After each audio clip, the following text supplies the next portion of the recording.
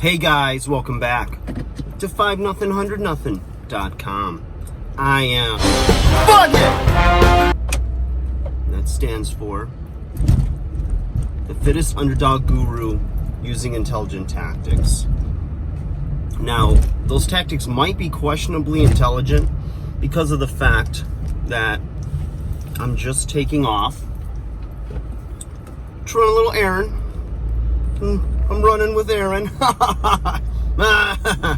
And trying to get this cam settled so I can talk to my peeps. And so therefore, I'm not sure how intelligent it is to try to drive and do this. And it might be illegal. I don't know. And I don't care, obviously. But anyways, you guys, hey, this is the first video that I've done since the 1-year anniversary of the channel. And it's pretty awesome. Thank you guys for your emails, texts, messages, this and that about the channel. And some people actually had some interesting thoughts, and I'll share that with you, which was interesting. And I think it's just a lot of what people think about YouTube channels, and when they build, building your channel, building your brand. That's my brand. And I think a lot of people think that, first off, when you're doing a channel, you've got to be like really have a unique or special spin or an expertise on something, right? Or you've got to have like this crazy personality that's going to, just go viral immediately, and you're going to be super successful. You're going to have hundreds of thousands of subscribers. All of your videos are going to do tens of thousands and then millions of views, right? And of course, you need special equipment. You need special equipment. You need a studio. You need cameras, lights, special microphones, all this stuff. And I got to tell you, it's evolved to that in some cases where there's people that have a television background, or they put a lot of money up front to invest in their channel. And when I was talking to a lot of influencers that, were doing very well for themselves, they had found their audience, they found their voice, they found out what their audience wanted to hear, or they attracted the audience that wanted to hear what they had to say. So either way, probably in some cases it was one or the other. Finding out what the audience wants, where is there a lack in the market, and then filling that void with your voice. That's what she said. Fill it up, baby. So somebody asked me, well, you've been doing this for a year now, and you've got like 150 subscribers. That's true. But it was interesting because for the first 6 or 8 months, I was looking this up the other day, I had less than 15. And then all of a sudden it just kind of blew up. I remember one day I was sitting with my girlfriend and I'm like, look at this. Every time I refresh, I've got another subscriber. So I had a couple videos that went, semi-viral. I don't know what the exact definition of viral is, if it means like 1,000 views, if it's 10,000 views, whatever it is, right? But for my videos, it went viral. And it's because somebody had reposted it, and their community saw the video and found a lot of value in it. I had another video go viral because I basically had a counterpoint of their philosophy, and I called it philosophy or movement, and it was one or the other, and they totally like rallied behind each other and put a bunch of thumbs downs, like 50 thumbs downs, and I think I have like 30 thumbs up maybe, or it's actually significantly more skewed to the negative. And there was probably 70 comments on that video, and there was, I would say of the 70, 60 were negative, and 10 were positive of people defending me. Don't listen to them, da-da-da.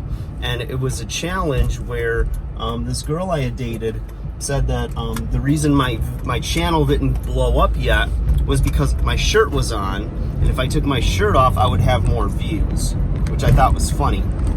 So on a dare, I said, okay, fuck it! I took my shirt off and did the video like that. So obviously guys, straight guys are not going to like be into that, right? They're gonna look at that and think, okay, this is you know, whatever, and you know, or hate on it or judge it or whatever. And I found it very satisfying. I hate to say it, or it's weird to say, but all the hate, you know, all the negative messages and the insults and everything, and YouTube stepped in and they're like, you know, you can block this, or you know, they'd sent me a message and you know, you can block people, you don't have to tolerate that in your community. And I'm like, oh my god, no, that's great, because that's the whole thing is with YouTube and a channel and everything, you want attention, you want you know, people to know who you are. You know, for better or worse, it's getting your name out there. And if you've got good content and you believe in your message, then all you want is more eyeballs on what you're doing. It doesn't matter if it's a lot of negative, but the positive will be there too. It's just more people. It's getting more eyes on you. If you think back, if you're old enough to know this, or if you're too old, you won't even cared when this era happened. But I think it was around 2008 to 2010, somewhere in there. I'll look it up after this video, but it'll be too late. It'll be out there. I saw this come up in my news feed that there was this huge backlash against a new TV show, a new reality show MTV was putting out called The Jersey Shore, and it depicted Italians in a very negative light and stereotypical. Now, I'm half Italian, and I've got on my, that's on my mother's side. She was full-blooded Italian, as far as we know. My dad's side, Cherokee Indian, and like just a mutt of stuff, right? So, you know, I have darker skin, and I saw that and I just laughed. I said, oh, what is, you know, I want to see this now. So the attention it got, while some might say was negative, was definitely a positive.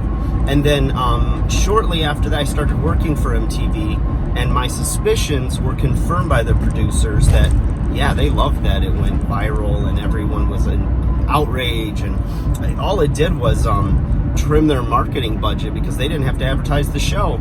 You know, the media did it for them. So, you know, it's depending on your perspective, I see it as a positive. And I love interacting with those that have counterpoints to my views, and I love going toe-to-toe and talking stuff. I can talk religion, politics, you know, differing viewpoints than mine without getting emotional about it. I like to talk and learn from other people and learn why they have their perspectives. And I think that's a healthy mindset and attitude to have when you're going into conversations with others that see things a little differently than you. And I think if you seek to understand why they see things the way they do, you're gonna learn. And it also opens the door for you when you show acceptance. Not that you buy into their ideas or anything, but you show acceptance for their differing views. With respect, you'd be surprised how many people will then open up to listen to your viewpoint and why you believe what you believe. But you first got to extend that olive branch and show respect to them. And some people are never going to have that. They're going to, you know, once you learn with either some friends or family, you know, that you're just not going to penetrate that, you know, that thick skin of, you know, whether they're stubborn or they're just very adamant about their viewpoint. And all you can do in those cases is either distance yourself or just listen to what they have to say and, you know, bite your tongue. That's the way it goes, right? Ugh.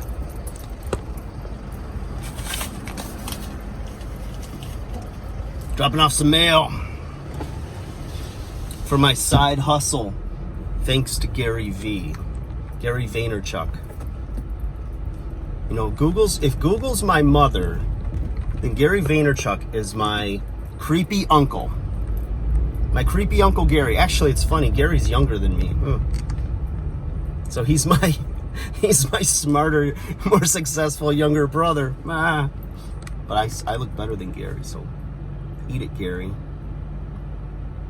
Love you, Gary. I'm off point now. I think ADHD is a real thing. I've seen it in my life. What's funny is, before getting diagnosed with ADHD, I don't think I showed many signs of it. At least I didn't recognize it. And then one day the doctor's like, yeah, you've got attention deficit disorder. I'm like, who doesn't, you know? I think it's one of the easiest things to get diagnosed for, besides coronavirus. I got my thoughts on that too. But it's just funny because I can see it now more and more, now that I have it, you know, regulated, so to speak. And but I don't think it's really helped that much. But I don't know. So anyways, guys, this is a long ass video. I almost wasn't gonna swear, but ass isn't a bad word. It's a donkey, so I better not. This is PG. Some of my other videos, I definitely dropped some F-bombs and whatnot, and I left those. I took those videos, and then when YouTube has you looking at all your videos a little closer, that was a burp. So when my girlfriend hears this, I'm admitting that I burped. It's chaos around here.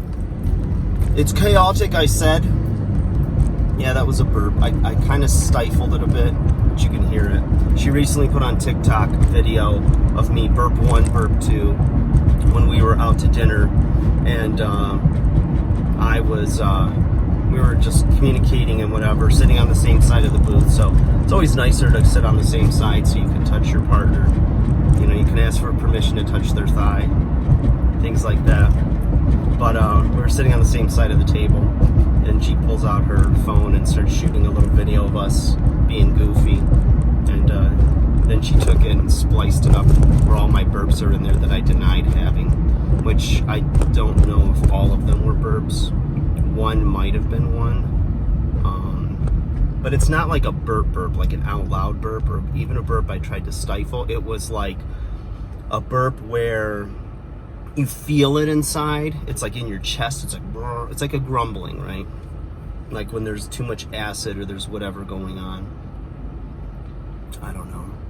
I always seem to have this issue when I lay down. My stomach starts talking to me. It's like fireworks, right? It's like 4th of July or something in there. So if it's like quiet, you can hear. I'm like, what the heck is this, right? I think I'm just going to keep making this video. I'm just going to keep going. This will be my social experiment to see who the heck watches for a video for this long. You're just talking with Fugget. It's ride along. It's the ride along with Fugget. See, I had a really good workout today. I kicked butt. I did a bro workout today. It was all arms, baby. I did like 15 sets for biceps, 15 sets for triceps.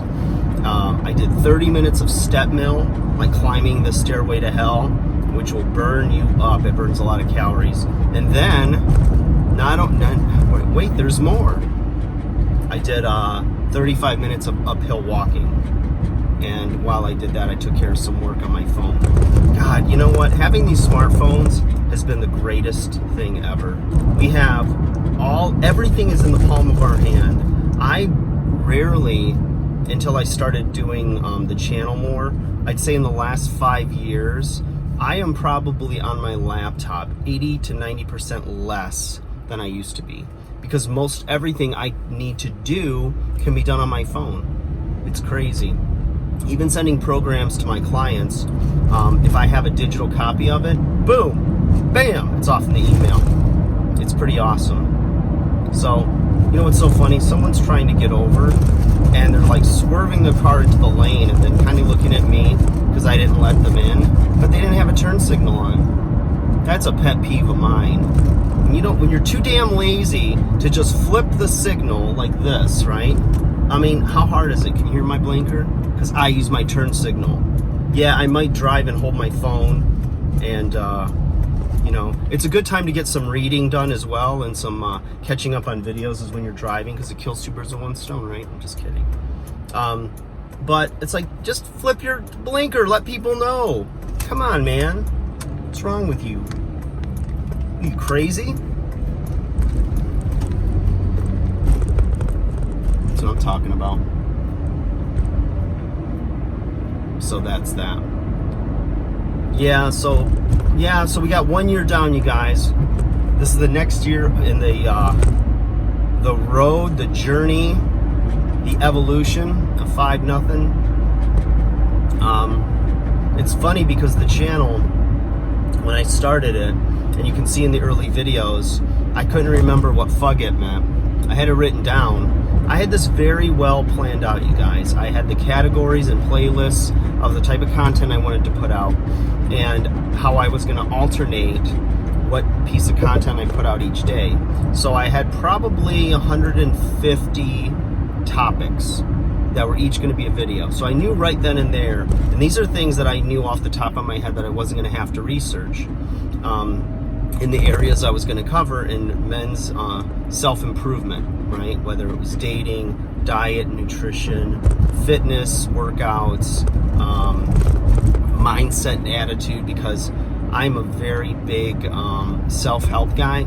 I won't read a book that's based on fantasy or something that's just made up, right? A story. I can appreciate a good story. I like good storytellers. I like a movie that will tell a good story, and I don't care what kind of movie it is. It could be romance, chick flick, so to speak. It can be action adventure. It could be horror. If it's told well, I'm on board. If I can lose myself in it, and despite the situation, get emotionally invested, I'm all in. Case in point, here's a good example. The show Orange is the New Black, right? It was funny because at the time I was running these like monster boot camps, and it was like primarily like housewives, women, and they were talking about all their shows and this and that, and whenever they talked about things like The Bachelor or Bachelorette, every time I've watched that stuff, it's not the way love works, kids. I know it's a show, but I can't even watch that because, again, I can't suspend my disbelief. So, getting back to Orange is the New Black, someone was telling me about how it's like this prison show and everything, and, it's about women that are in prison. And I'm like, I'm a man, number one. 2, I haven't been to prison yet, haha, or jail. On my dating profiles, you guys, or when I would talk to somebody and they're like, I'm looking for my partner in crime, I would always respond to them, look, I did my time, and I'm not going back. And a lot of them didn't like that. Then they thought I had a criminal record. So go on Google. Google will tell you I'm clean as a whistle. Except now because of the workout. But my record's clean, that's what I meant. I don't have any skeletons like that. My skeletons are my exes. Everybody's ex. Nobody thinks you're the greatest guy ever, right? I mean, if your exes, how many of them are like, oh, they were great. I don't understand this, you guys. Help me with this, because it just doesn't make sense to me. Whenever somebody dated somebody for a while, right, and they were intimate with them, meaning they had sexual relations, and then something goes south and they break up. I don't care if it was a peaceful, amicable breakup or if it was knockdown, drag out, ugly breakup. This person is somebody that you got so close to, and now you don't want to be with them anymore. How do you maintain friendship? Like, oh, they're like my best friend now. And it's like, okay, now when you carry that over into your next dating relationships and whatnot, I mean, is your partner gonna be like totally okay with you? Oh, we're just friends now. It's like a little weird because you've crossed a lot of lines, sacred lines, where you know you don't give your body to everybody in your life. Not everybody sees you naked or enjoys you, and you're that close to. And then, you know, now you're with somebody, and let's say you're monogamous, and you know you're like, I'm satisfied with you, I don't want to be with anybody else, I don't want to date or sleep with anybody else. So now here's this person from my past that's seen everything you've seen. It's like, how easy is it in a weird moment, or if you two are having a disagreement, or you know, whatever, you've got some issues to work on, and let's say they're hanging out with their friend and they're feeling vulnerable, and the friend has, you know, their ex-boyfriend or girlfriend, whatever, you know, has on that same cologne or that dress that they used to wear, or they have feelings that are rekindled, you know, that they had, you know, in a bygone day, as they say, as the oldies say. And then all of a sudden you don't know if something's gonna happen. You know, stranger things have happened. I just think you don't put yourself in that situation, nor do you make your partner like think about it and nervous about like, well, what if something happens, you know? I just think that it's, you know, you're playing with fire, so to speak. It's like walking on the edge of a mountain and it's got gravel and it's slanted down towards the cliff. It's like, oh yeah, but there's, you know, I can walk on that. I've got good shoes. It's a slippery slope. I think so, at least. Or if your girlfriend has a lot of guy friends, and I'm like, anytime that's happened, I'm like, you know what? Those guys, if given a chance, want to sleep with you. And they're always like, no, they don't, blah, blah, blah. Sure I'm not swearing. Sure as hell, that's what happens, is eventually one of them wants her. You know, they just weren't man enough or had the guts to, you know, ask her when she was available, because now she's with you. All right, guys, I'm gonna stop this video. 22 minutes plus here. I've got to run in and take care of some business. All right, guys, like, share, subscribe. Hope you enjoyed running errands with me, the ride along, and the steering wheel was also in the shot. And the hat!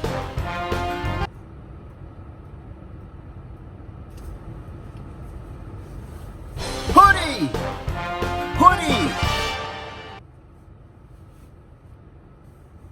Enjoy your day, guys. Get something done.